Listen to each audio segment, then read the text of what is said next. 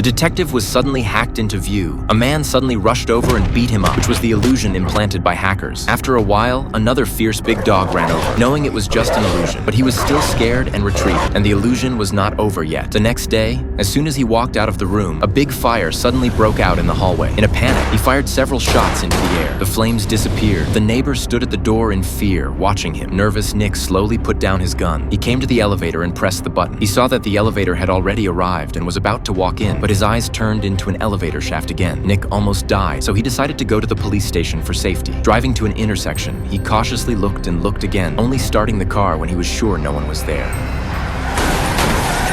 Nick slumped on the roadside, unable to believe his eyes anymore after what had just happened, and at this moment, he was informed that his neighbor had been shot dead, and the biggest suspect was him because he had fired in the morning. Nick couldn't defend himself. He knew he was framed by hackers, but no one would believe him. The police department's handling of him is temporary suspension and house arrest with 24-hour monitoring. Nick carefully lay down on the bed, then closed his eyes and pretended to be asleep. Sure enough, the police officer responsible for monitoring him downstairs saw a pitch-black view. In the room, Nick maintained a steady breath and slowly got up, walking downstairs with his eyes closed. And the police discovered that he had already been knocked unconscious by Nick's punch. Nick arrived at the girl Amy's residence, and Amy told him that she didn't kill those people. She was shot dead before leaving the apartment. In order to find the real culprit, they set up a trap. Nick returned home, and suddenly he saw the screen flicker into a familiar image, which was the perspective of the killer. He understood that he had already been invaded at this moment, and then a gunshot hit him, and he fell to the ground. But he didn't die, because at the same time, someone also shot the killer in the knee, and the person who saved him was Amy. Nick finally saw the killer's face clearly. He turned out to be the internal hacker who had been helping them solve the case. At this moment, Nick fired, and the man grabbed Amy and ran away. Nick chased after him, but this time he didn't believe what he saw. Instead, he faced the wall and fired several shots based solely on his hearing, ending the assassin. And after Amy eliminated her cloud records, she disappeared.